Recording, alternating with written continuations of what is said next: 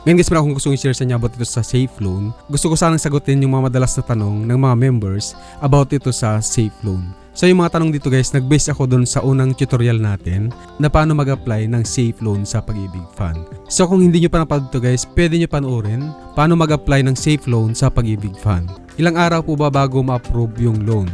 Ayon sa official na patakaran ng Pag-ibig, ang proseso ay karaniwang tumatagal ng 2 hanggang 3 working days. Subalit dahil bago pa lang yung Safe Loan ngayong buwan, so posible na magkakaroon ng delay 4 hanggang 10 araw ang status mula submitted patungong approve. Pero itong sinasabi na 4 to 10 days, working days po ito. Hindi kasama yung holiday, Saturday, saka Sunday. Pero kapag na-approve naman kayo dito guys, makatanggap kayo ng text message from Pag-ibig Fund na approve na kayo. Once na natanggap na ninyo yung text message from Pag-ibig Fund na approve na kayo, so antayin na lang yan 1 to 2 working days bago pumasok o makredit dun sa inyong Loyalty Card Plus or Land Bank Cash Card.